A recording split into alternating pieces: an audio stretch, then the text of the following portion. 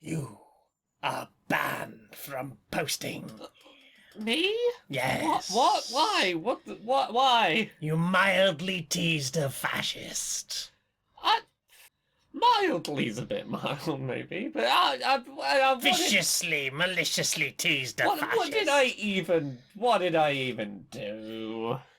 Did you not, on the 17th of this month, state that they only had one joke and could get in the bin? Incitement to violence, therefore you are banned. Yeah, probably did, actually. I mean, it's not original, but it made me chuckle. Banned. Eh. Also, we have reviewed your comment saying where that person that you teased viciously and maliciously and with malice of forethought. We have reviewed your claim that they used targeted harassment when they said should kill. Yeah. I'm sure you found in my favour on that. Definitely pauses with fake anticipation. Was not found to be in breach of our terms Oh, of I'm service. so surprised. You are not allowed to post anything for 30 consecutive days. Banned. Oh no, I'm so scared. There, little fascist. It's okay. We'll look after you here on Facebook. Sorry, we're meta now. There. All meta. I'll kiss it, meta.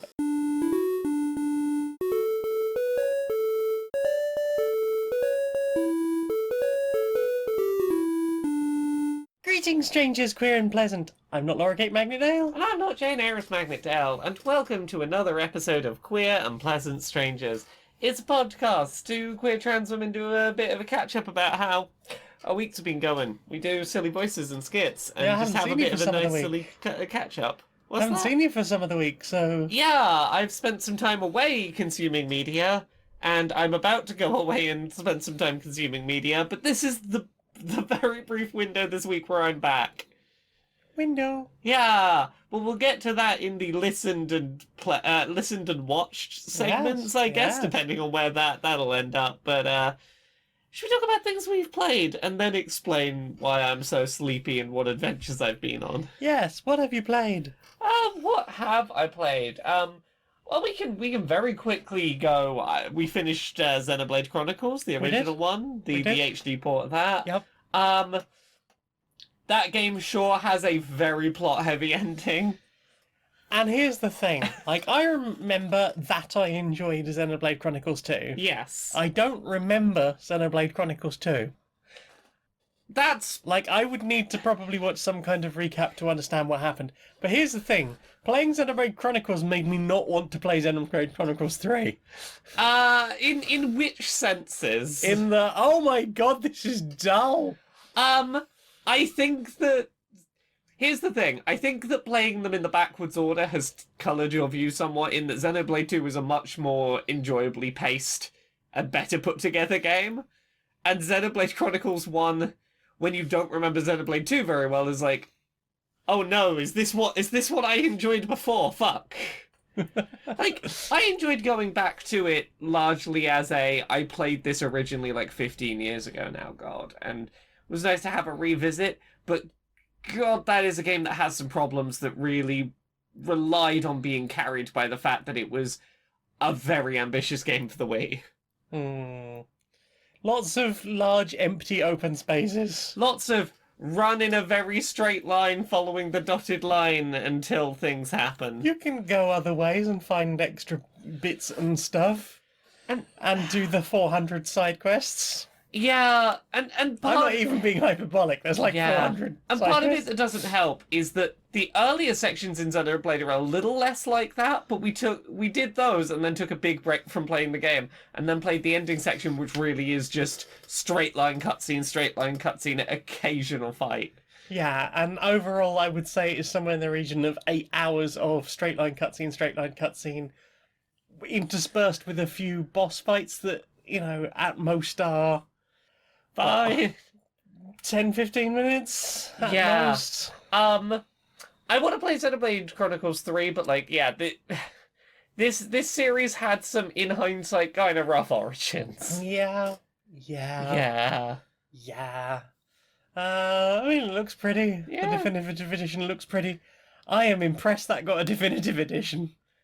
I mean, a lot of people have a very soft spot for it again because, like, if Nintendo stuff was your main console of choice, it was the first time that you had, like, a big cinematic RPG like that on the Wii, and it was like, this is our...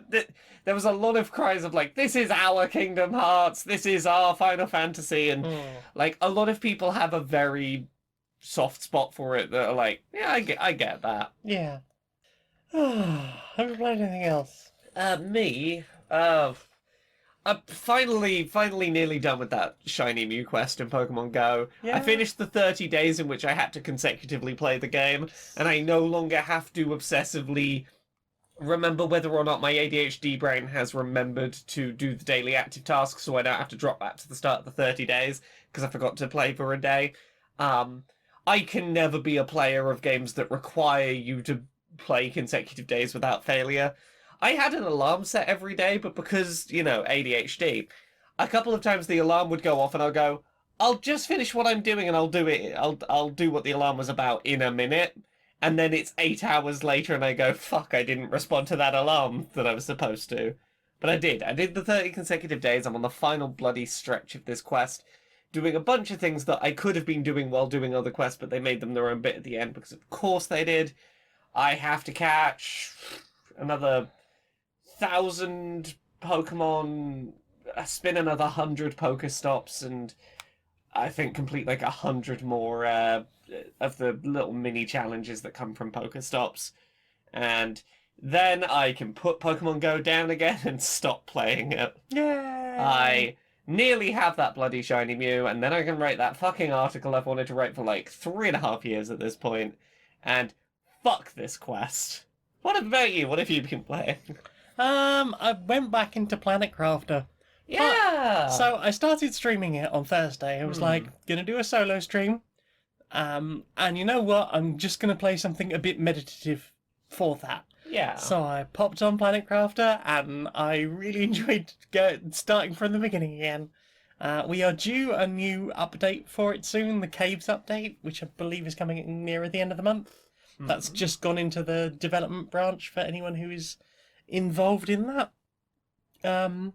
Yeah, had fun on stream. Got as far as Blue Sky in like 3 hours, 10 minutes, which apparently is pretty quick. Yeah. I guess once you sort of know the steps you're aiming for, you can sort of optimize your starting process a bit, I guess. Yeah, I mean, so the first time I played, I understood that like the ice was gonna melt and the water was gonna rise, so don't plonk your base where you start. Yeah. But I went way far out and up and up and up, having no idea just how far above water level I needed to be. Yeah. I found this really nice desert bit near the warp gate, which, if you know the map, is like as far south as you can get, pretty much. Yeah. There's a little bit further south, but not much. Nothing plot relevant, really. Okay, there's one thing that's sort of plot relevant, but everything else is miles away. So this time I was like, okay, I'm just going to go to a place just on the shoreline. It's going to be like really easy to get to, and it is. It's so easy to get to. Like it's once you've got like the level 3 running boots and the jetpack, you can probably get into like to an end of the map in about a minute. Yeah. Which is nice.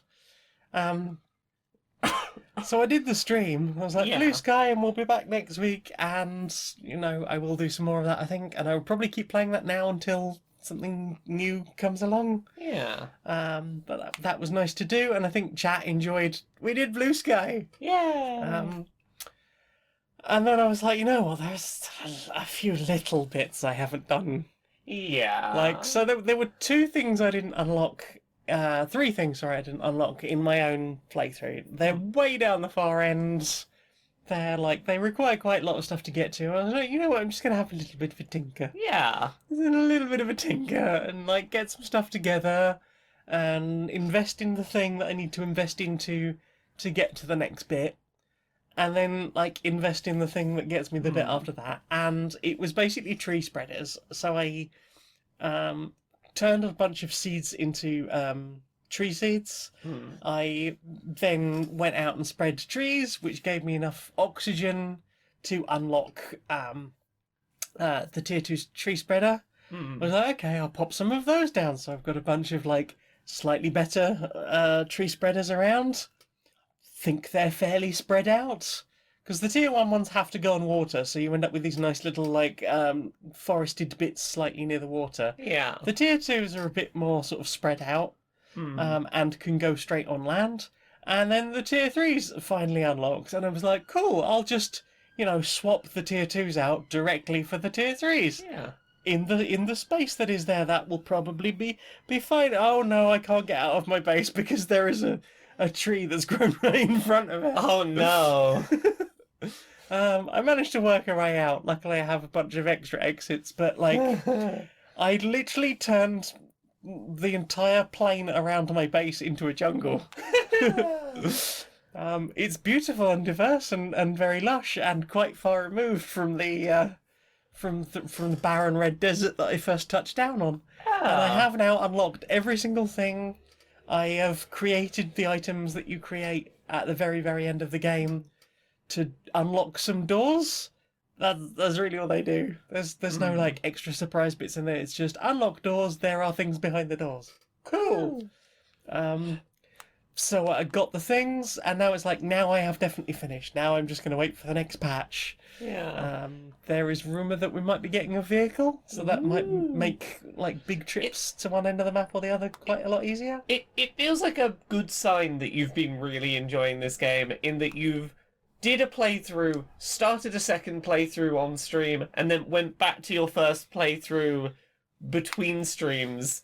Anytime you have two concurrent playthroughs going at different points in the game, you're probably enjoying it. I also popped into the streaming playthrough and filled up all my chests, so it wouldn't just be farming stuff during the run, and I could get a bit of building done and stuff like that. So come along on Thursday and see what happens. Hooray. Or watch the VOD, I guess. There's that as well.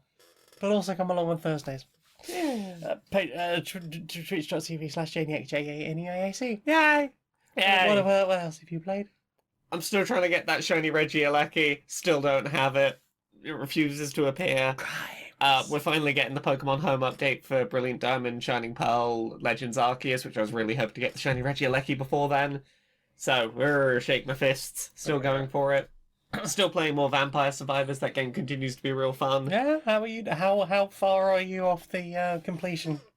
I've just been playing it very casually. I've only just started to look at the actual list of challenges that are meant to be completed and starting to aim for some of them deliberately. So, like, I've got a while to go yet, but I'm deliberately not sprinting through my time with it. I'm just having it as a thing I can pop back to every now and then that I haven't squeezed all of the excitement out of. I'm like, don't overpress the dopamine button in case it stops dopamining. The dopamine button? Yeah, just every now and then dopamine button. I played it quite intensely. Yeah. Like, quite intensely. And it's hard to say, like, overdoing it, because, like, sessions... I've got to a point now where pretty much every session lasts half an hour in hyper mode. Yeah. I have unlocked all of the bonus levels. I've even played some of them now. I enjoyed the plants one, where it's just plants growing. No enemies, just danger plants.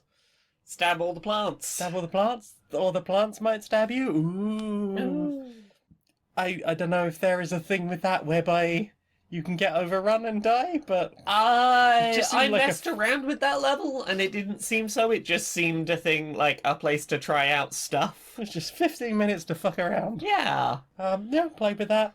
I've now got I think 92 out of 96 unlocks. Oh, nice. So I'm pretty close to having everything, but like I've got most of the Arcanas unlocked now.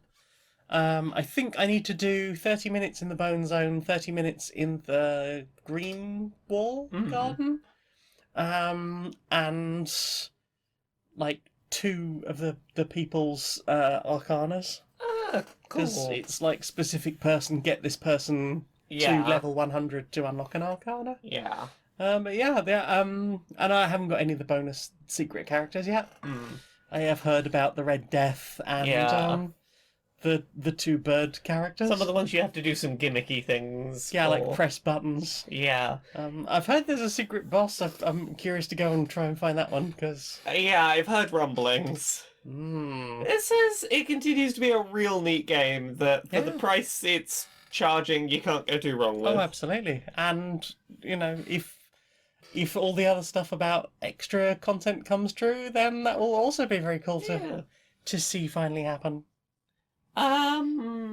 Other than that, we played some board games together. We did play some boarded games. Which ones did we play? Where do we want to start? I'll start with Maglev Metro, which was the first one we played. We played a new board game. It's about trains, and it's actually about trains, and not about spreadsheet management and finances, Stocks and shares, stocks yeah. and businesses. Yeah, because most of the 18xx games are like, it's a train game. It's not a train game. It's a game that you've placed trains on a spreadsheet of business analysts. Yeah, it's more about the stocks and shares and like potentially trying to deliberately sabotage a business Yeah. and stuff like that. And I'm this like, no, is... I just want to have trains, and the trains take people places, and other people also have trains, and it's not a competition. It's a little bit of a competition, but like you can also have a happy train, and that's good. True, I have my own train too. And it's Maglev Metro by Busier Games, designed by Ted Alspach, who also designed Suburbia, which we have also played recently. And you have a little maglev train, and you lay down these transparent tiles that are in nice primary colours and have a real vibe of like the London Tube map. Yeah. And you connect up to other stations, and you build the stations, and you collect people from those stations and deliver them to other places to unlock extra bits on your nice double layer board. Yeah. I really like that they've been very thoughtful about the design of the hex pieces with the track segments on them, in that you can overlap them in such a way that like two different people have straight line tracks on the same hex going the same direction, but they don't overlap each other. All four players can potentially put their pieces down, and they will all have space to all have gone in the same direction. And I think that's very clever design. It's a pretty rules light one. The main things you're doing is putting down your track to connect you to places where there are passengers, taking passengers to the corresponding colour places to drop them off and deliver them. And if you do that successfully, you can place those people into a board that will unlock new things for you. So, like, I delivered a silver robot and a gold robot. I'll pop them into these two spots. Now I have a higher capacity for how many people I can carry at once, or I can pick more people up at a time, or drop more people off at a time, or maybe even take an extra action in a turn, or place more pieces of tile down in a single action. And trying to maximize picking up and moving as many people as you can. Mm-hmm. Yeah, it was good fun. Difficult. To like work out the puzzle of it. You seem to grok it pretty quickly. Although neither of us had like super high scores, as far as I can tell, based on the solo mode scoring system. It's the way of playing any game like this the first time is working out what to prioritize putting resources into. Yes.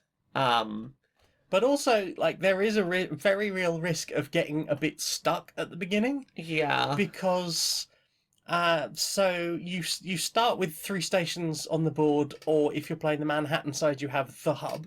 Yeah. And then you have 3 basic level structures that anyone can build. Yeah. So that will be a gold building, a silver, and a bronze building. And those can be used to drop off certain robots. Now, at the beginning, there's no robots in the bag. Yeah. So if you want to add any robots or get to any extra robots, you either have to go to a station that has some and pick them up, or build on an area that has a bunch of robots that you can get to. Yeah. And the problem is, if you mess up and, like, or somebody else gets all of those initial robots, you have to wait until such a time, or very carefully move all your stuff around your board to unlock the ability to build different tiers of station. Yeah. And then put those on the board in the hope that you will then be the first person to get to that station, pick up those people. But at that point, you're already a couple of turns behind because somebody else has obviously gone, well, I can do all this stuff and get all that stuff. I've built all of the other stations, and you're just like, okay, I have to hope that I can get something from here. Yeah. I think early on having a very solid idea of what you want to do and sprinting for your first couple of point investments as quick as you can is real important. Yeah. But Get as soon as you can get 2 extra robots in everything, yes, you're pretty good. Which you did by mid to late game. Yeah. And then everything else was largely sort of trying to complete your scorecards because you're dealt 3 in the starter game, but 4 generally of these victory cards. And initially you will score one of them for free. You can that's pick your score. which one you want to and you don't have to pick up front. You can at the end of the game go, yeah, I did the things to complete this one that's worth more points than the other ones in my hand.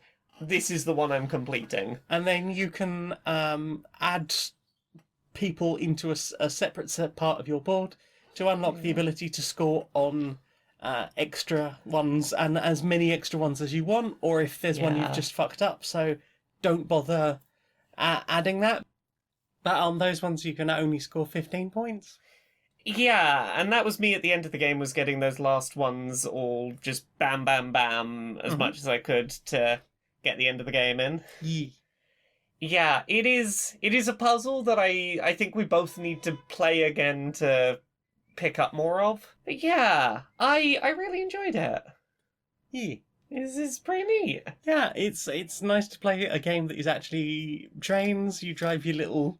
they're weighted as well, they're metal bottomed with a little transparent top in your colour, and then all the little passengers fit inside you. Yeah, all your little wooden people fit inside really nicely, and it's adorable. And it's a double-sided, so it's a triple layer board.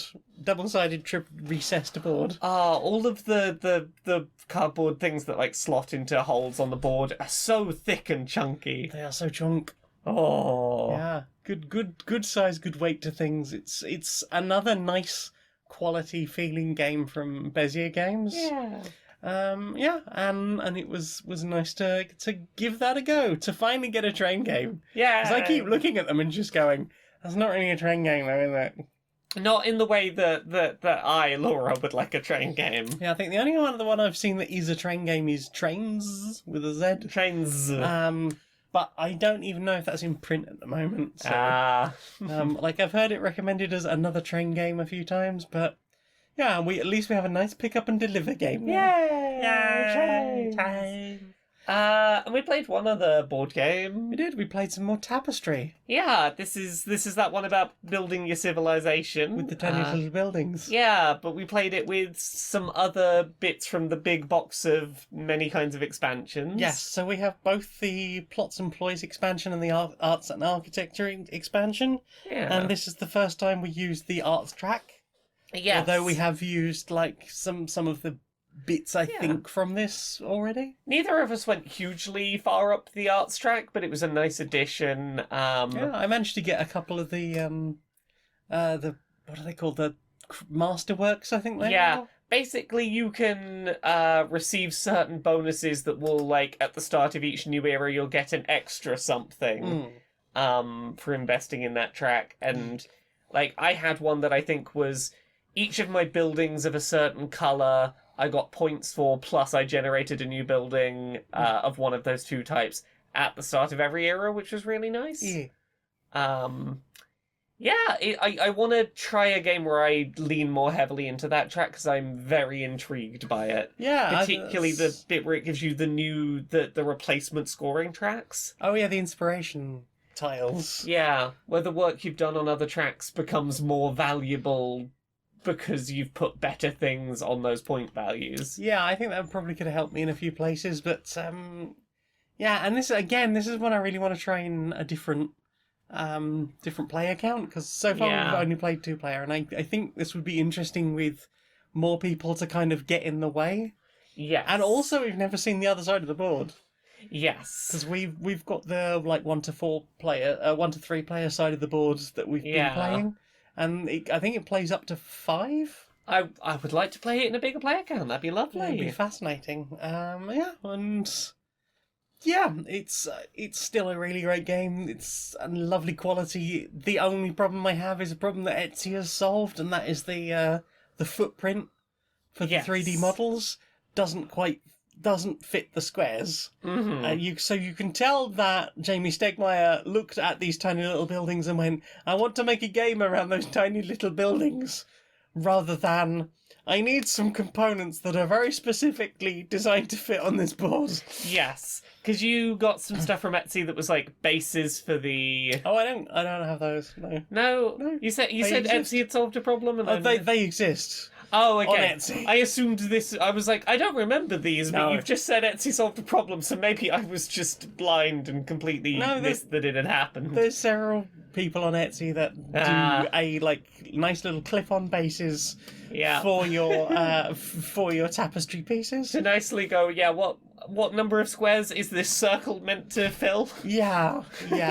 And usually the answer to that is a 2x2, but Usually. there's. They're like some of the weirder shaped ones, like the rubber factories and L shape, but then you've got like the castle, which has got one sticky out bit. Yes. There's a few odd ones that just I just want to know where this fits on a board properly. Yeah. But it was nice to get Tapestry out again. It is a great fun game, and you won.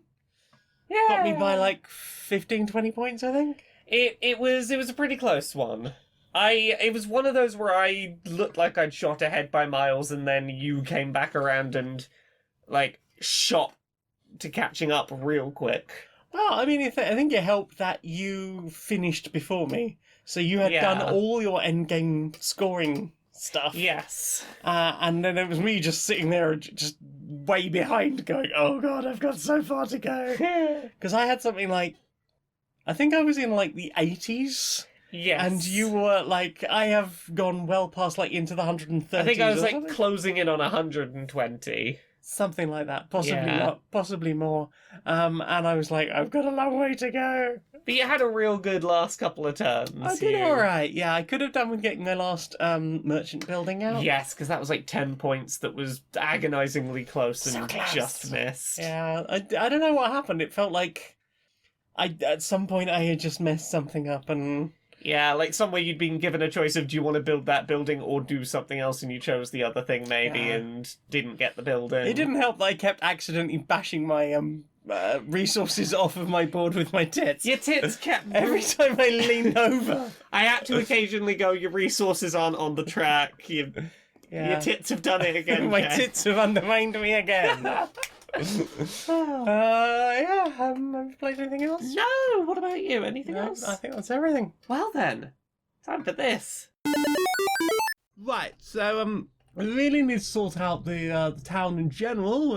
We've had a few problems with regards to our recycling plans. Oh yes, But I think we've largely sorted that out now. We have authorised a pay rise for the refuse collectors. Oh yeah, And we've arranged a few extra things with regards to that. I believe your bins are now being collected on Thursday, your whole area. Oh, I mean that's all all right. That'll work, I suppose. Absolutely, that's all been sorted out now. Let's see what else we've got here. I mean, we've got the public toilet shortage. Yes, we have been told there was not enough public toilets in the town, so what do we have any suggestions for what we could do? Some sort of... I suppose we just need more public toilets. It's really the solution for that. Well, I mean, I'm going to start issuing corks for people. Well, I thought you'd already made some new ones. I'm not sure what you mean. What, the new one in the middle of the park?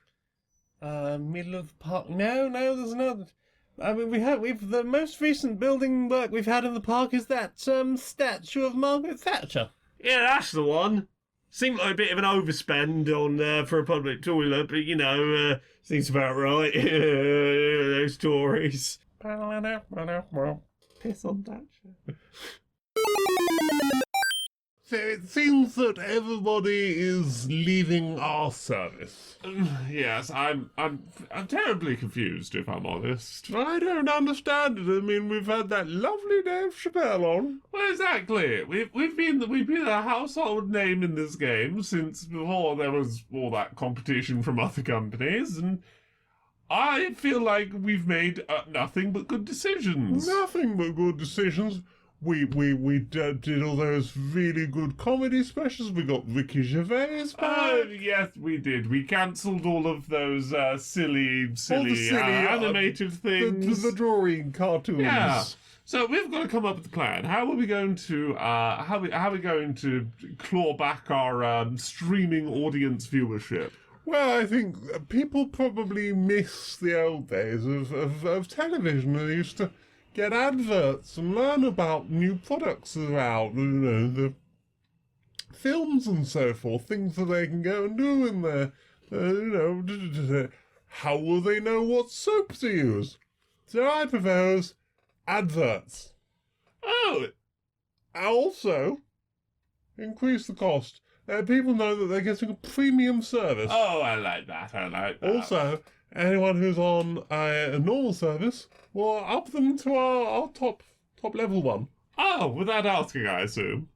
I mean, Who wouldn't want a better service? We're rewarding them by doing that. What we'll do is we won't say what the reasons are, but we'll send out one of those, we've renewed our terms of service. And no one will ever read it, and then they won't know. Oh, wonderful. And then it'll be too late. I've got an alternative suggestion. Oh, what is it, Jenkins? Well, we could do the opposite of everything we usually do, because everything we usually do seems to be hurting. We could have more gay stuff. More gay stuff? Yeah, Nobody our Flag watches Means that. Death has been doing incredibly well over Yeah, but for we that don't other have service. that. I mean, we could have probably had that if we, paid for gay stuff. Renew the good quality animation. Again, more of the gay. The drawings. More of the gay, queer drama. More gay, more queer and neurodiverse stand-up specials, and we kick all the bigots off. Never work. Oh, never work. Giving people what they want. Yeah. Oh, ridiculous. So, what have you put in your peepers? Should I put the place where I went in the looked at or the listened? I think that's more of a listened. That's it's definitely an event my eyes were present for, but we'll put it Also, in the... it's suspenseful. Leave it to the end. Okay, and we'll everyone put will it be in the like, listened then. So in that case, what have I actually put in my eyes this week? Not a lot. We watched some stuff together, mainly the Adventure Time finale. We watched the Adventure Time. We've finale. seen all We've of Adventure Time up to the finale now, and Yep. Up to come along with me. so yeah, Yeah. Adventure Time, like, around season 5, seems like it's going, hey, let's try and, like, retcon and fix a lot of our fuck-ups from earlier seasons and get the show onto a track. Season 6 starts going, okay, we got the retconning out the way, let's lean a bit more heavily into, like, the big character developments. Season 7, 8, 9, 10, everything starts going, what if everything was just, like, fucking mini-character, like full-on self-contained multi-episode arcs and big grand shit going on? Yeah, there's lots of, like, world-ending moments. It suddenly gets very... Lots and lots of points here feel like they could be the finale, even though we're, like, a season away from the finale still. Yeah. And then the finale itself, here was my experience. What's going on? I don't understand. We've started the finale and it feels like we've clicked on the wrong video. Okay, I see what we're doing. Oh goodness. Dramatic, tension, all sorts of things. And then I just cried for a while, and then feelings happened. And then I sat in silence for like 40 minutes, just occasionally looking at Jane and going, yep, we watched that. We lay on our couches, and we held hands, and we cried for about 40 minutes. It felt disrespectful to start another, like, ongoing big piece of media. But, like, it felt like I was like, no, I feel like I'm supposed to just stop and take that in for a bit. Every now and again, there is a piece of media, books. Very often it's been like book series, like big book series, where I've obviously got very invested in characters, and there's just that. Whether I'm crying or not necessarily isn't always the thing, but it's just like I need like half an hour or so to just sit and be with the thing I have just experienced and process that. I tried to verbalize this to you at the time, and I'm gonna try and put it into words again here.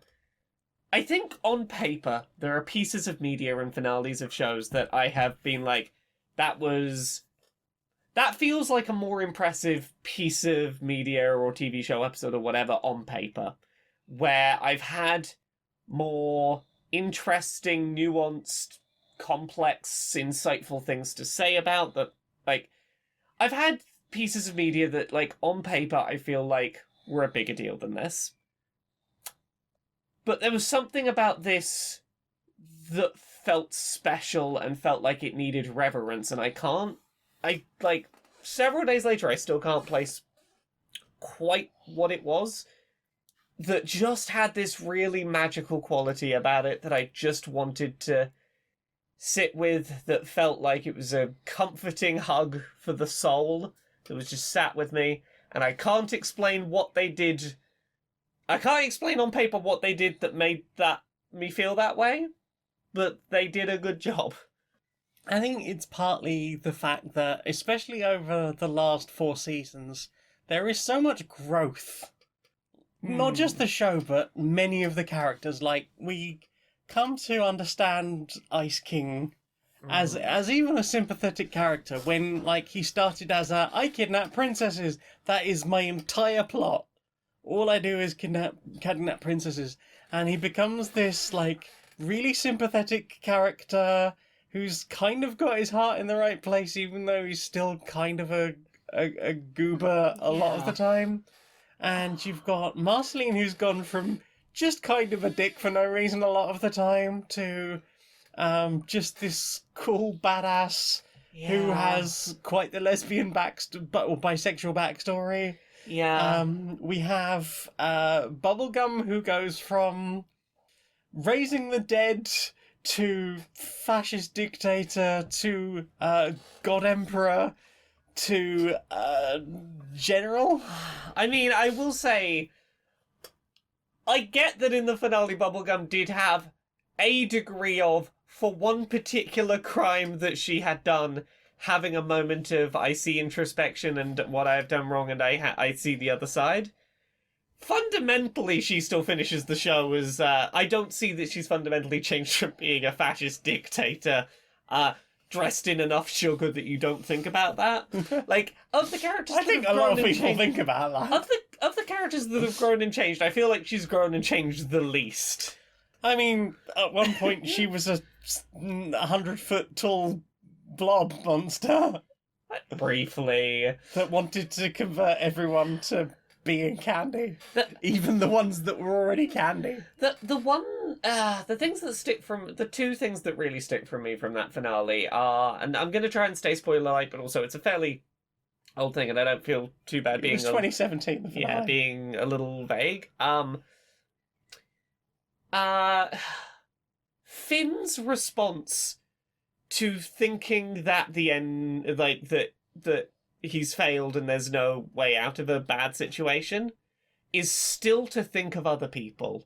It's not, oh, it's so bad that this might be the end for me. It's, I always thought I would go out saving others. I always thought that I would go down in a way where someone was being was saved by my going. And, like, that was, like, that moment stuck with me a lot.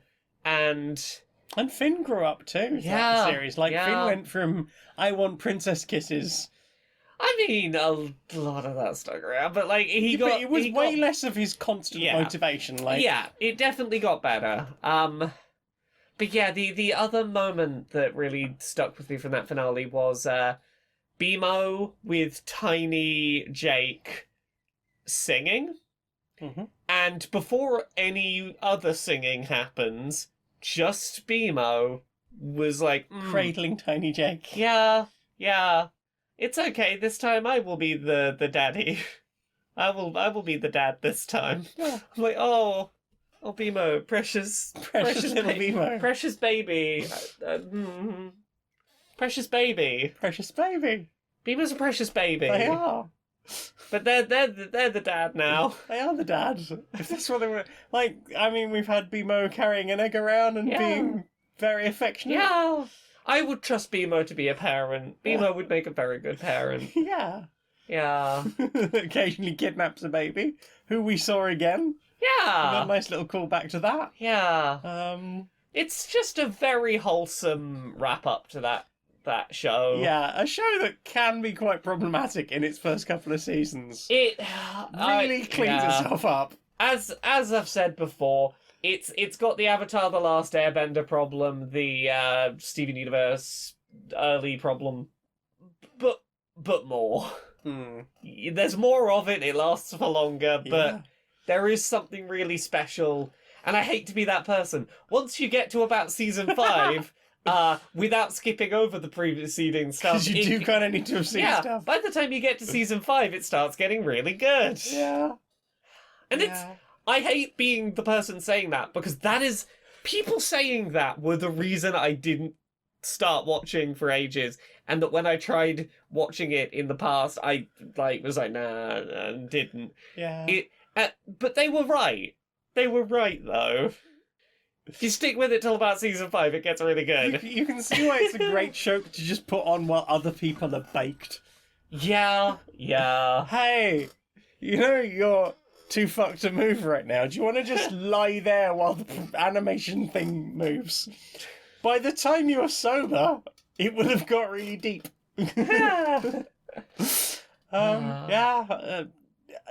I think what surprised me a little, because this is only the second time I've seen series 8, 9, and 10. Yeah. And I mainlined them pretty much at the time. Like, I knew the end was coming, and like I mainlined the everything up to the last little bit, and then like watched Come Along With Me like pretty much as it happened, and like was really affected by it at the time, but had no one to talk to about it. Yeah. And then there was this time where it was... I wasn't expecting it to affect me again, because usually, like, a lot of the people are like, what's a movie that always makes you cry? Well, very few things make me cry more than once. I like... maybe that's a fault of mine. Like, I don't tend to have the same level of reaction to things a second time. I don't think that's a fault. I think that it's an understandable...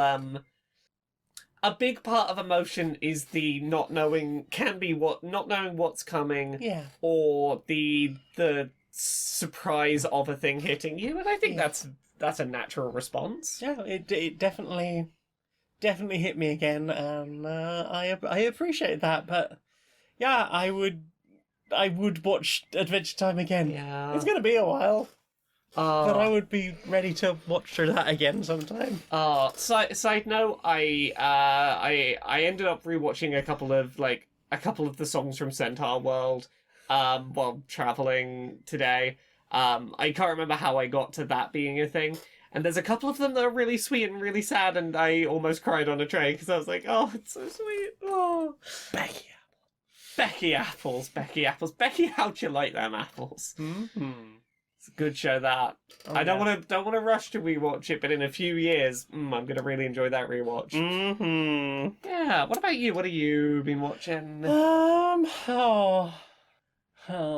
So I've been watching a lot of the Prime vs. Prime channel on YouTube, and they review Transformers. Yeah. Mostly official ones, sometimes unofficial. Like it's clearly it's definitely a truck, and it's definitely painted purple, and it's definitely got the green eyes. Yeah. And this particular set of weapons, but it's like Masterpiece Transformers scale, and it's called like Waistcoat Guardian or something. Yes. It's like, that's definitely Nemesis Prime though.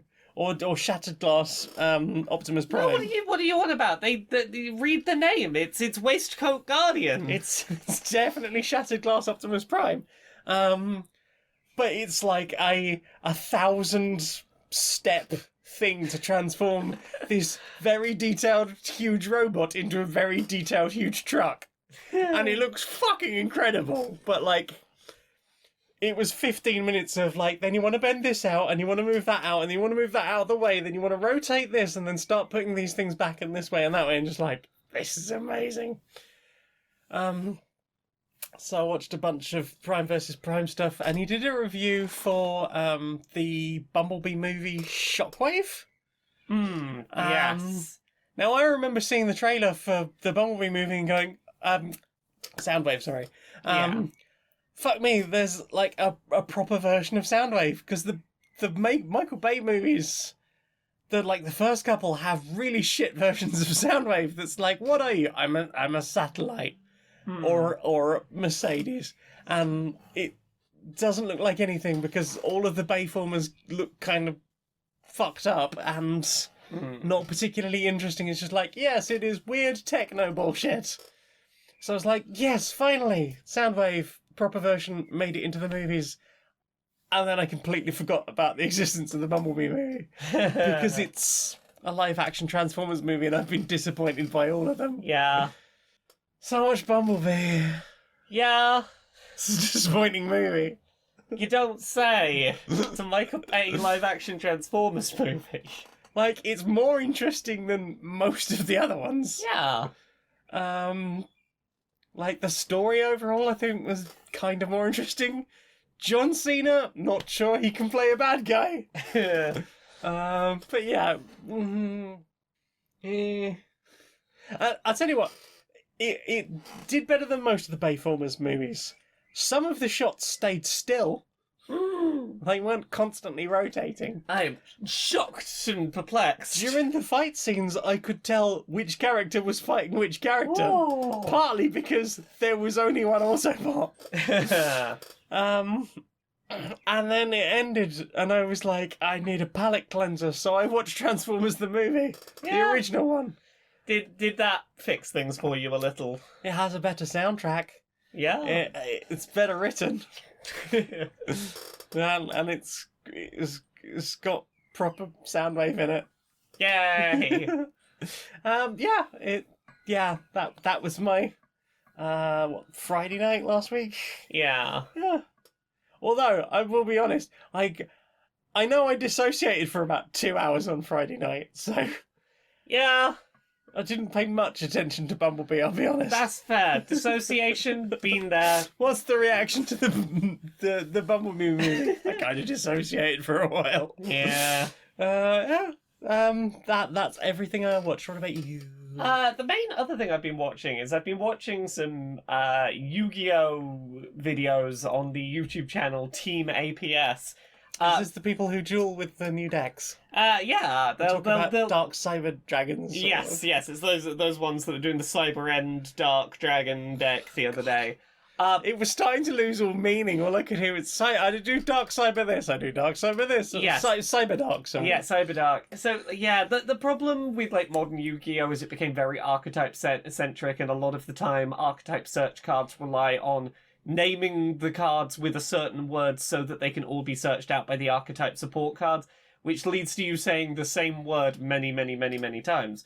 But the thing I was watching today that I was really enjoying is I watched a series of 3 videos on their channels about dueling with fake cards. So they went and bought some, like, very obviously fake job lots of badly printed, all the holograms and, like, the shininess on them is wrong, poorly translated, and this is the key, Yu-Gi-Oh cards, the kind where it's like... The kind you get on Wish. Because I Yes. see, like, here is 1,000 Yu-Gi-Oh cards for a tenner. The kind where, like, you can... It feels like they went through Google Translate, like, 4 layers deep before going to English. Yeah. And the deal is that they've like, randomly be handed out these cards and gone, you're gonna duel with them. It is up to you how you interpret the vague as fuck wording on these cards. If you can make a compelling argument for what that effect is saying, you can do it.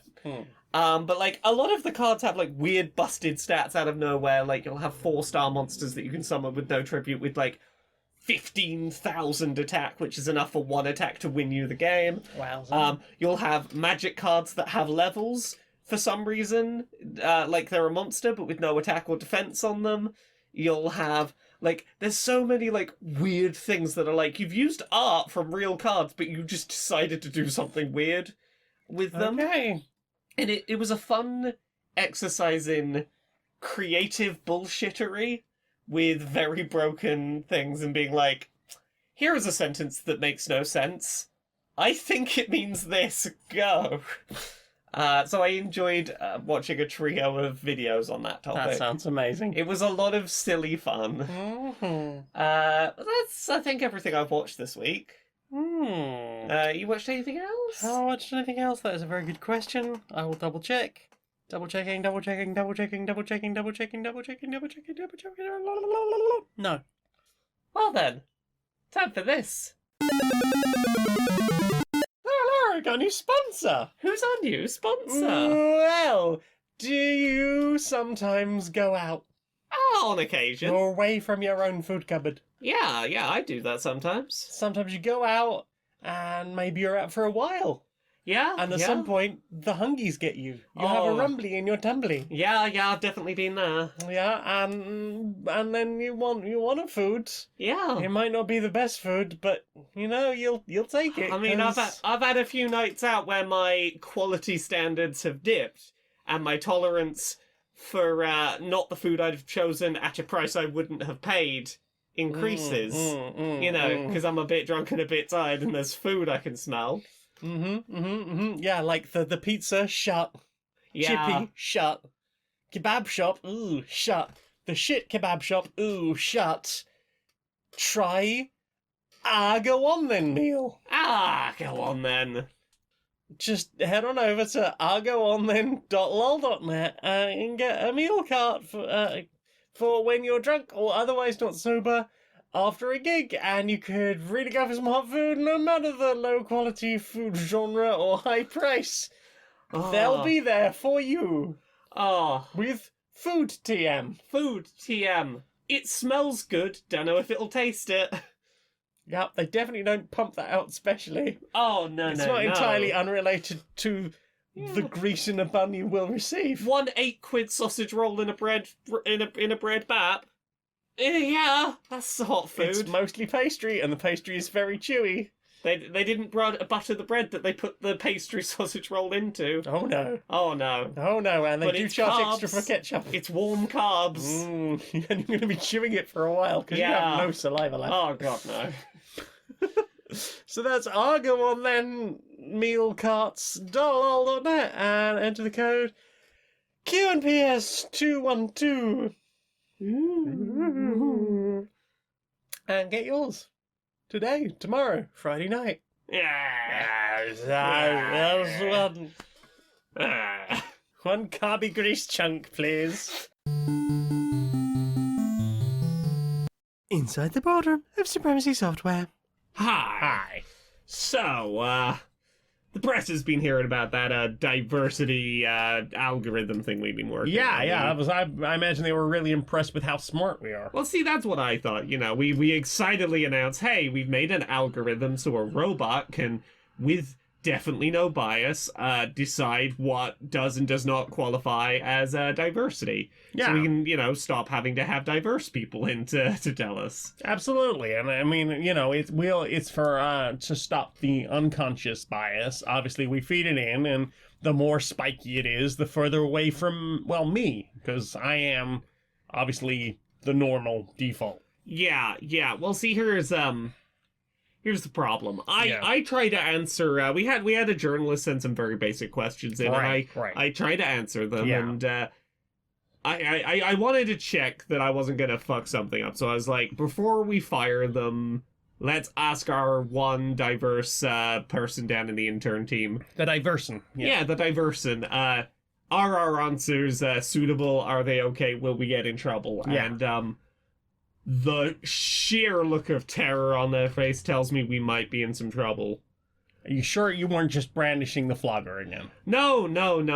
Well, I mean, I'm always doing that. This was looking shocked and terrified compared to the baseline. Right. So yeah, first question the journalist asked was, I see you've put sexuality on a binary line. In what way are some sexualities more or less diverse than others? And which are the most diverse? I had an answer for that, but apparently no. It's apparently not PC to start listing that lesbian is 2.5 times more diverse than gay. Apparently that's a bit taboo. So I look at the next one again. They then ask a similar question, but like Right. about disability, and apparently it's a big no to have a ranking of which disability is more diverse than which other disability. Apparently they don't like that. Eye patch, peg leg, hook hand, wheelchair. Yeah, exactly. Wheelchair with hook hand. That goes like slightly off the graph. That like extends out a bit. Well, that means we're more diverse, right? Exactly. Yeah. But I think the biggest problem one that like I thought was fine is they asked if anyone diverse worked on the algorithm, and my answer was gonna be no, of course not. Why would we need that? It's an algorithm. It'll work itself out and definitely won't turn racist on its own based on unconscious bias and input. Apparently that is not the answer they're looking for. No, I'm sure you're correct. Because you are a fucking genius. I mean, I am a fucking genius. You know what? Fuck it. I'm gonna just... who cares what an intern says? I'm hidden publish. Exactly. You are a fucking genius. The no. press are already responding. Oh no. I was Okay. not a fucking genius on this day. So, I think people want to know what you put in your ears this week. What I put in my ears, and also technically I guess my eyes, but my ears. So there's two things, both of which are My Chemical Romance related, and I'll do them in order, but My Chemical Romance released their first new music in 8 years since we had new music, but that was only like a bonus track that was cut from a cancelled album that was released on like a re-released like best of album. It's been like 11 years since they've gone, here is new music that we have actually written and intended to release at the time we released it. But like at the very least, first new music in 8 years. And then I went and saw them play at the Eden Project in Cornwall, at the first UK show in I think 9 years, because I think they played Reading and Leeds in 2013. It might have been. Was that the year they got bottled off stage? No, this was when they came back and did a really good show and really won the crowd over. Yay. But like, yeah, they haven't played in the UK in so long. They haven't played anywhere in like a decade, other than like that one Shrine reunion show 2 years ago. And I got to be at their first show back, and their first UK show in God knows how long. And yes, so very excited. I'm just gonna waffle words. Before I get to the show, I'll go back. The Foundations of Decay new song. It's like a 6-minute long track that is very unlike anything that like the band has done before. It feels more metal than emo. Yeah, like weirdly the closest comparison I have to it is some of the stuff that Gerard Way did solo wise that wasn't on the Hesitant Aliens album. Like there was a while where he was just releasing random singles every now and then, and there's two in particular that really this reminds me of. Hazy Shade of Winter and Getting Down the Germs, in that they're both like kind of distorted, a little bit inspired by like they've got like a bit of an 80s synth underpinning to them. Everything's like a little distorted and faded and in the distance, and lyrically sort of about decay.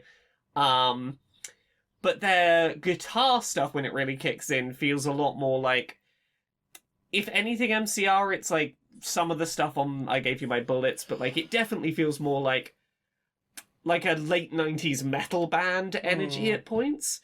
And I know the track's been really polarizing, particularly the mix. The vocals are very low in the mix. I am of the opinion that like I would not want this for every song if they make future music, but I think for this one very specific song and its lyrical content about fading away, decaying, like fading away from prominence, and the eventual sort of call to action at the end of, no, don't do that, get up, coward, don't give in and, let yourself fade away.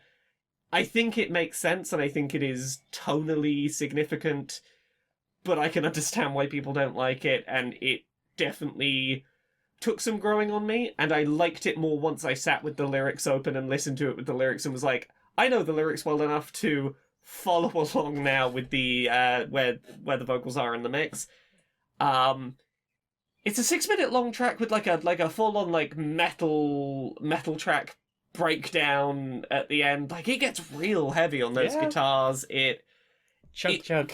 It gets to a point where it's like, this is clearly paced so that people can be like headbanging with their full bodies in the crowd, like having a real fucking punch up in the air. There's some real heavy growls and screams on that. Like, Gerard's clearly been working on his scream tech. Mm-hmm.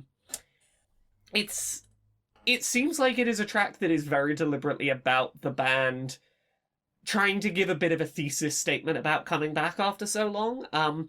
A lot of the verses are very specifically about, like, looking back on their past fame and success, but also the struggles that came along with that, the mental health toll that being in the limelight took, the mental health toll that trying to constantly one-up themselves and keep up with the peaks of success that they'd previously had was not good for them.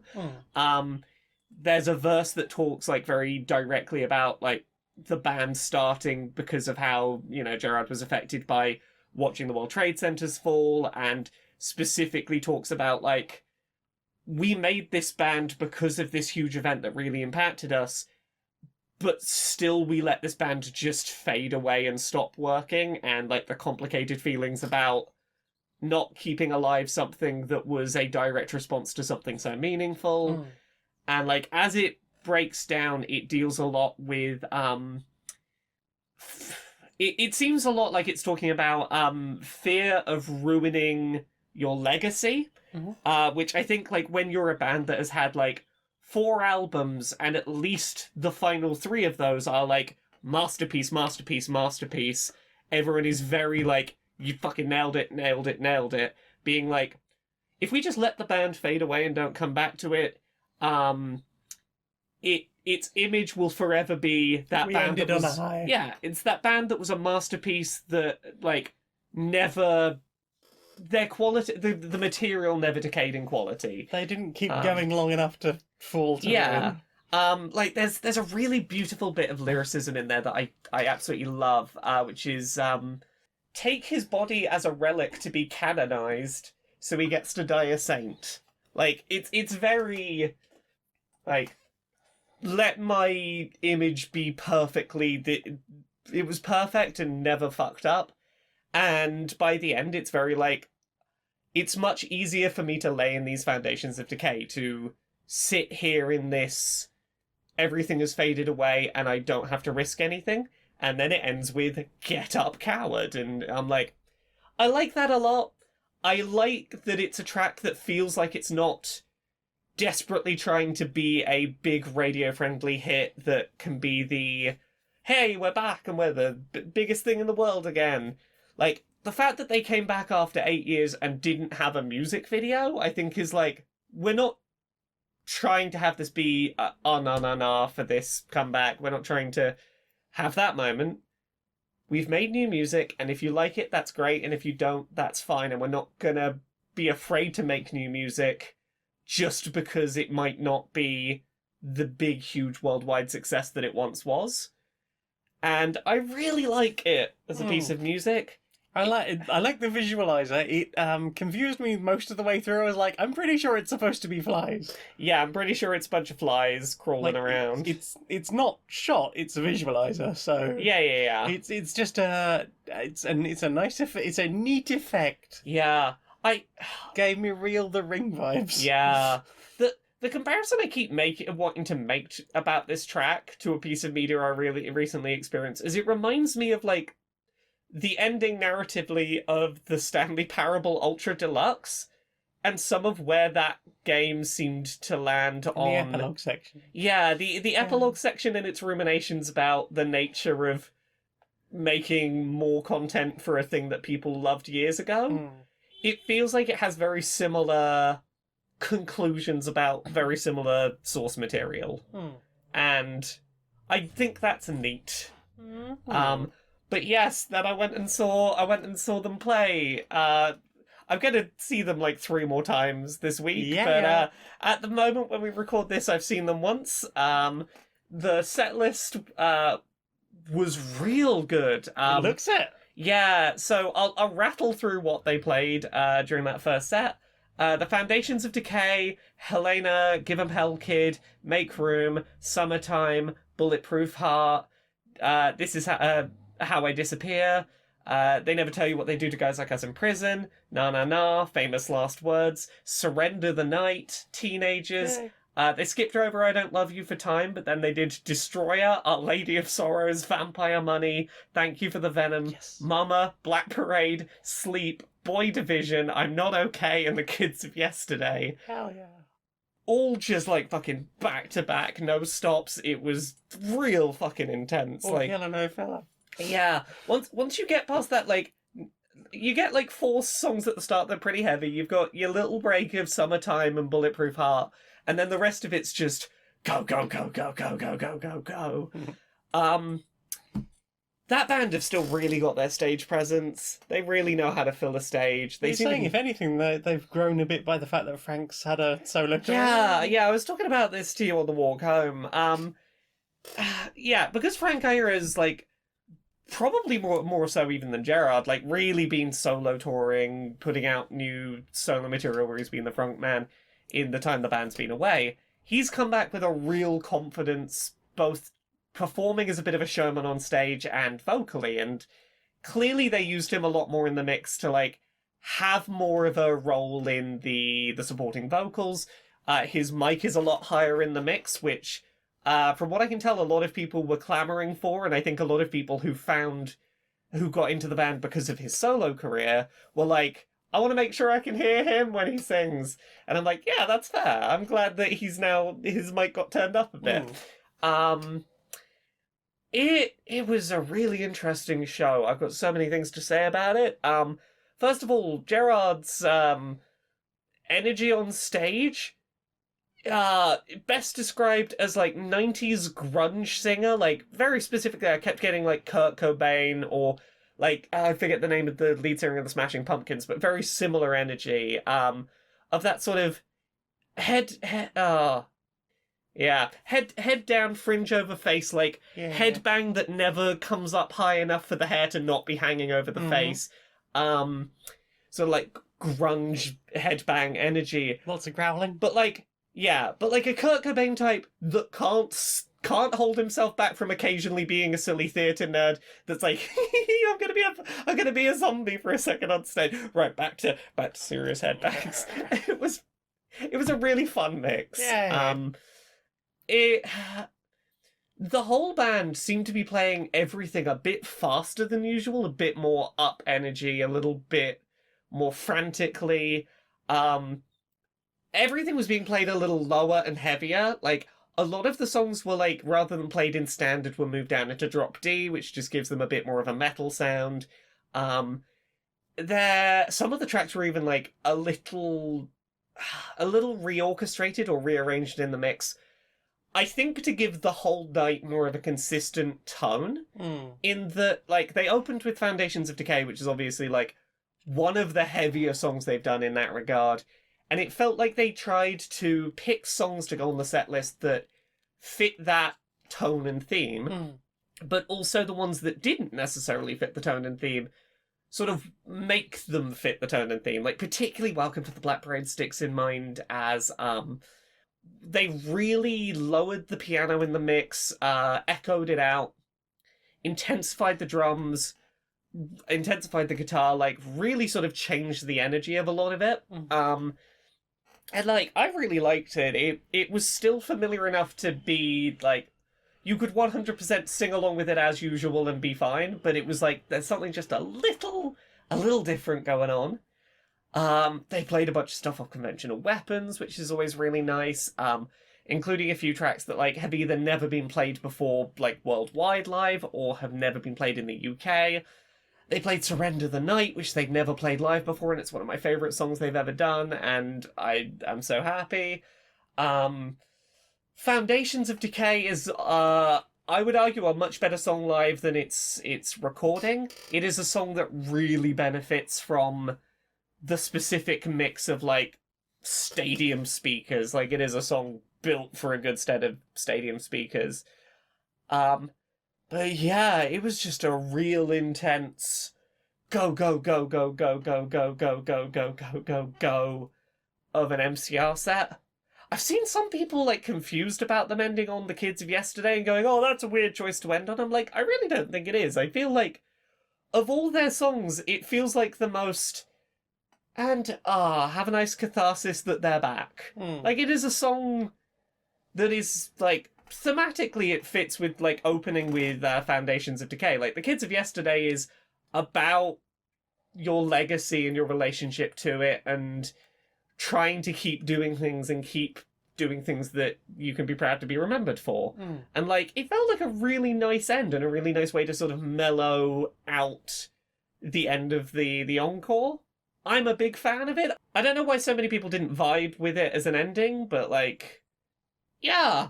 I've seen My Chemical Romance play live a lot of times over the years, and this is real up there in, like, best shows I've been to of theirs. The crowd was so nice. They didn't surge forward. Yeah. Like, not only, like, did they not surge forward, like, I had space around me. I wasn't in physical contact with any of the people around me, despite being right near the front, right near the barrier. No one was trying to elbow, like, past me and get in front of me and take my spot. It was a really lovely crowd, and it was a really nice venue, and I had a lovely time. Yay! There you go. I saw My Chemical Romance, and expect another of these next week when I have seen them 3 more times. Assuming And you have any voice left. I will probably say largely the same things, because there's every chance I will see the same set list I saw last night 3 more times, unchanged, and go, I continue to enjoy it. Unless they decide to play a new album start to finish. I mean, we'll see how Thursday goes. I still have my feelings about Thursday. We'll see how Thursday goes. Look, I called that new music was coming, and I maintain that Thursday seems like the day for a weird, out of nowhere drop. I make you right, but we shall see. What have you listened to this week? I re-listened to a bunch of Quirpline, Yeah! which is Loading Ready Runs. Started as just a fun improv thing that they did on Desert Bus for Hope, which is their annual we will play the Desert Bus game from that awful Palantella Sega Saturn game collection. You make a car just not slowly drift off a road. You drive a bus from Nevada to is it from Las Vegas to somewhere? Yeah, whatever it is, you do the full journey in real time, and you're just nudging the controls to not drift off the road. Yeah, because it lists slightly to either side. Yeah. And you have to constantly make course corrections. And I think at minimum it's 138 hours straight driving. Yep. So yeah, there's that, and they do that every year for charity to raise money. And one of the things they did was Quirpline, which became a podcast. It's been away for a while, but it might come back now that the pandemic's over. We shall see. Oh well, I've said now the pandemic's over. It's fucking not. No, But the world has decided the pandemic's over. Yeah, and I think Canada's been better than the UK and possibly the US. That wouldn't Apart from surprise all those me. protests. Wouldn't surprise me. Canada generally seems a bit better. Yeah, a bunch of countries have dealt with it better and therefore Yeah. have reason to slightly relax things. Yeah. Maybe we will get more of that. So it's always just a fun little. It reminds me why Snow Monkey Radio was never as funny as it could be, because there are funnier people out there than me. But who knows? It's another one of those things where I listen to it's a comedy radio show thing, or it's a weird radio show thing, and go, yeah, I can understand why.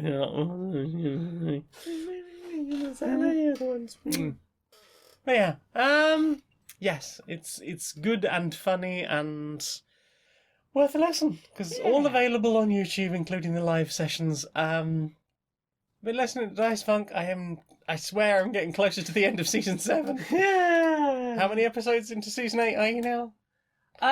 Like 20, I think. Oh my god! I'm I'll never sorry. catch up. I'm sorry. I'm sorry I make lots of content. It's okay. I'll slow down. No, it's okay. It's okay. It's my fault. Yeah, I really got behind on 7 and just have never managed to catch up. I've been like that with a lot of podcasts. I forgot the pandemic threw me behind on podcasts. Yeah, I wasn't traveling and I lost my routine. that was the thing. Like, Yeah. it was a big travel thing for a really long time, or like even like the walk to and from work. Yeah. But yeah, I'm nearly there. You've entered the dream village. Yeah. You're getting everyone to renounce their wishes, and you pulled the plough. You weren't happy about it. Oh, I had feelings about pulling that plough. well, horse issues while being a unicorn. Yeah, it's a gentler series than some of the others have been.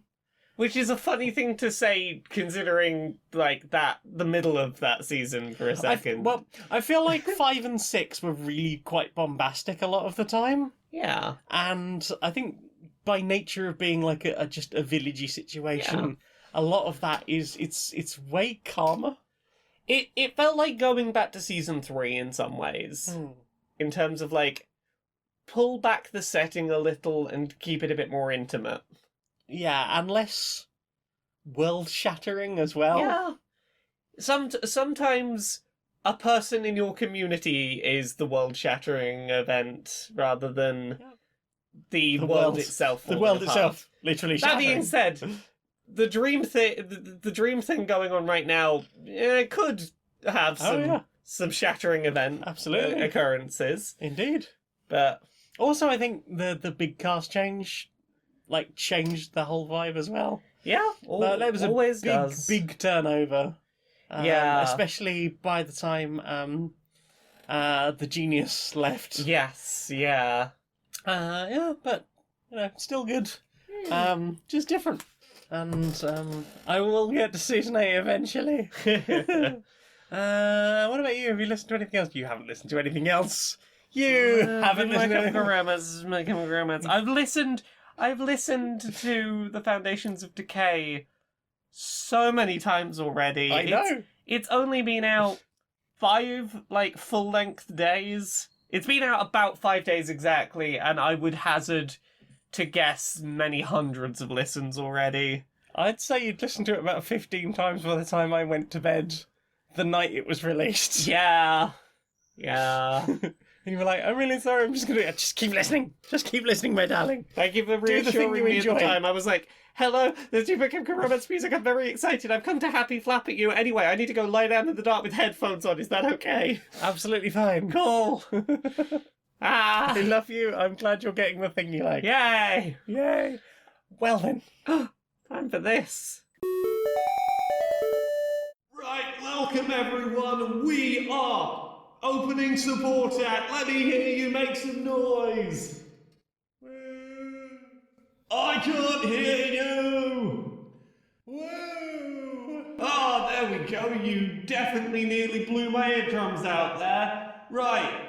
I know that you don't know many of the songs we've been playing tonight. I've never heard of you. But I'm pretty certain you all know this one. Sing along, because you all know the words.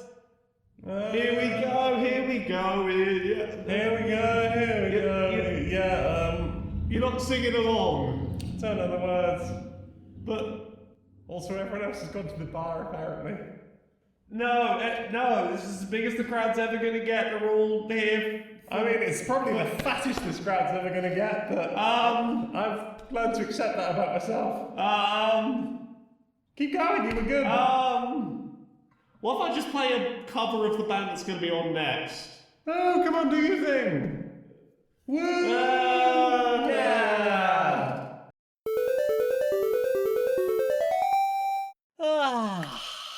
good day, isn't it?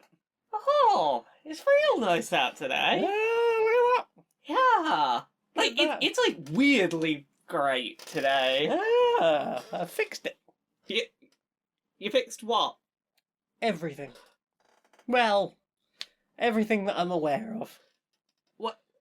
What do you mean What do you mean you fixed everything? I'm gonna need you to elaborate. So, you know, life never comes with instructions. Yeah? Had you ever considered that the reason for that is that you just never found the menu? Oh. Huh. Discovered the menu for life? Okay. Futzed about with some of the options. This seems like really important. The specifics could be really important. What did you futz about with? Well, I took the, turn the heat down for a start. Yeah, that's probably a good start. Heat turned down. Things seem to be a bit calmer there. Put the bigotry all the way off. Ooh. Just the I might have turned the saturation up just a little bit. Oh, that's why the field's looking so inviting today. It's very lush, right? Yeah. Bigotry all the way off. Economic settings dead center. Oh. Dead Huh. center. No more economic disparity. Just futz the slider. It had gone way up there, Yeah. You don't want to jam economy that high. right? I don't know how it got that high. Maybe it's got Joy-Con drift or something. Futzed it back to the middle. Sorted. We'll glue a bit of plastic in so it can't drift that way again. Also, because I have the audio processing issues, turn on subtitles. Oh shit! I hadn't looked down today. Yeah. Huh. Yeah. That's pretty cool. Also, really handy in the event that you meet someone who speaks a different language. They're subtitled. I think I could like this. Right. Yeah. It's good, that. Don't know why that wasn't made public earlier. I mean, there's a lot of people who would not have changed the settings the way you did, and that's probably why. Well, I've changed I've put a parental lock on them now, so they're going to be much harder to mess with that that economy. Hell yeah. I could put cheats on unlock unlimited cake. I was going to say big head mode, but that's a much better idea. Do you know what I want to see more of? What do you want to see more of? Social Justice Warriors. Social Justice Warriors. Yeah.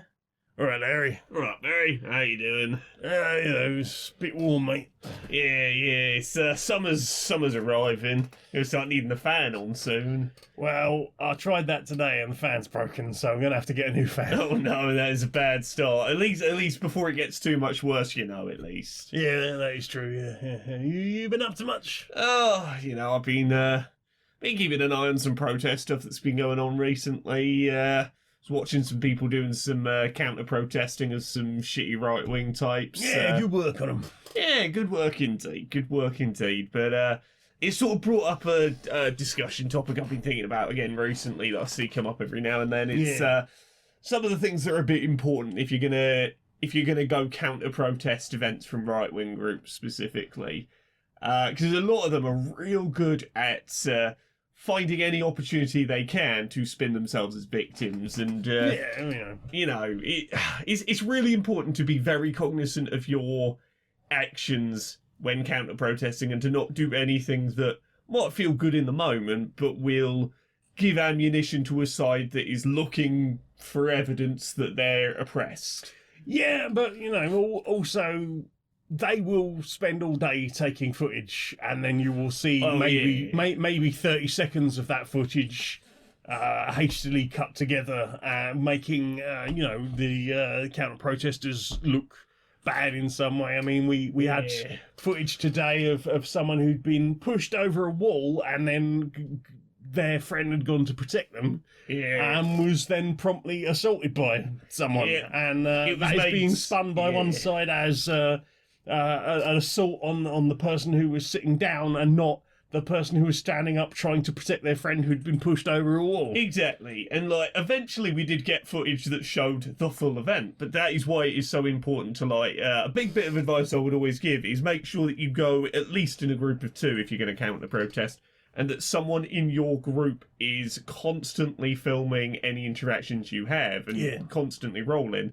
Because the last thing you want is something like that goes down where you are in the right and you are doing the right thing to be cut and edited in such a way that you are made to look like an unprompted villain, and that you don't have evidence to go, they have deliberately misleadingly shown this, here is what happened, they are trying to spin it. Yeah, I mean, you certainly do need that evidence. At the same time, they are always going to find a way to make you look bad, and they are always going to that story, their story of you being the dangerous one, is going to get around the world before you've got your shoes exactly on. And this is why I didn't start with saying make sure you film all your interactions. I put that behind, you know, be aware of the fact that anything you do could be used for spin is the first and foremost thing, because like the best way to avoid getting spun in a shitty way like that is to ultimately not do anything that could be spun, and to be very cognizant of your actions as a counter-protester. Like, you have to go in knowing that you are the kind of person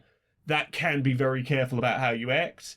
But, like... Yeah, I mean, essentially you have to be like the Queen's Guard and just basically stand there and not do anything while also being a presence.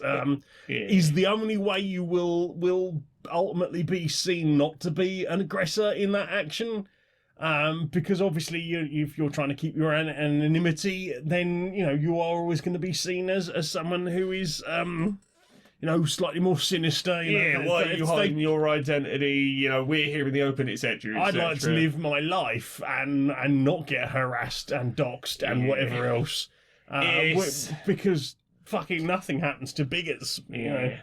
They'll say they've been doxxed and this and that and the other, and it's like, oh, you live in a very public place and you live in a castle that is a tourist hotspot that buses go to, and is on has its own Wikipedia page. Exactly, saying, hey, this is the castle you live in. Yeah, you know, and oh no, I've been doxxed. This is terrible. This is what the left wing do. You know, we do need direct action. We do need people to stand up and do these things, and they very much appreciated for people who can do stuff like that. But I'm definitely not going to blame anyone for standing up and doing that. But that's the thing. But it's like, however you do it, if you are going to join that sort of thing, you will. You know, you're going to have to be aware that they are always out to fuck you over. Yeah, you've got to know that you are the right person to do that, because not everyone is built for that kind of counter protesting and not just giving a free win to them. Oh yeah. And if you do decide to go, get fucking everything on film, because they're bloody going to be doing it. Oh yeah. Luckily, I believe it was one of the protests that had independent witnesses there, so statements can be taken and reports can be given, but and hopefully none of those people are of either side, really, because the point is that they are, you know, independent, and just reporting on what has happened. But if nothing else, it's nice to see that, for now at least, protest and counter-protest is still being permitted in limited amounts. I am concerned where that's going to be by summer, considering, you know, there is a lot to protest right now. There is a lot to protest indeed. Hug, mate. Yeah.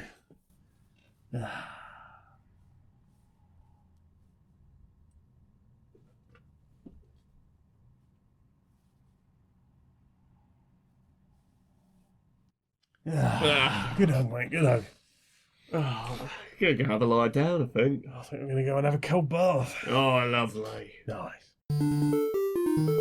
So, book. What? Who's got a book? What's a book? Got a book. Tell us about a book. We did a book. It's called Who Hunts the Whale. It's about what it's like to work at Supremacy Software. Written by someone who is a PA for the execs that we have to. They have names. You can find them out in the book. You can read a early version of the first chapter of the book over on Unbound. Rude. Fucking rude. The police don't want you to know. Unbound.com/book/whale. Are you suggesting the police wouldn't want you to know about a piece of literature with anti-authority sentiments in it? What? That suggests that maybe people in power aren't always good? Why would the Is police not want you to read that? Is that what the book's about? I mean, no, it's about fiction and video definitely- games yeah. and nothing else. And nothing bad happens in video games, right? Yeah. Just the shooty bang bangs. Yeah, you can pledge for that. You can get all the special bits. You can get updates about where we are with it. Yeah, you can find out about the cover design soon, which I don't know exactly when we'll be able to share that. But we've been told there is excitement. Yeah, and we know what's happening, but we haven't seen the end result, and I'm excited about the Yes. thing. So Yes, when yeah. I heard about the artist, I was quite excited Yeah. because I've seen some of their work. I'm hoping the cover design is going to end up being like one of the coolest things we can show off and be like, look at this shit, it's going to be so cool. Do it.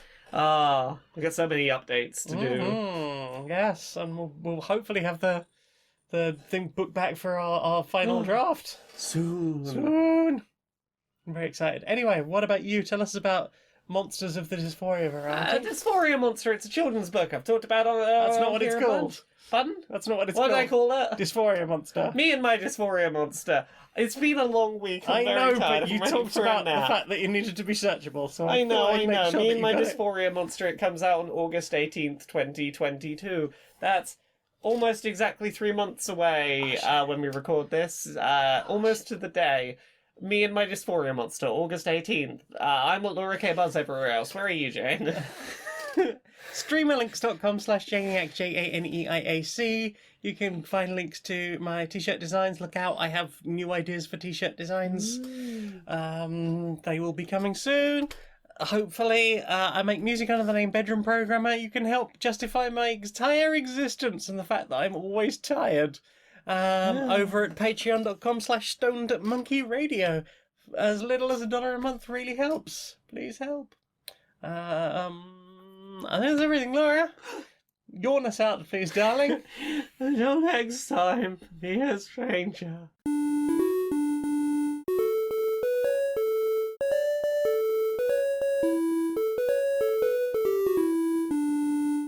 Oh, I'll tuck you into bed now.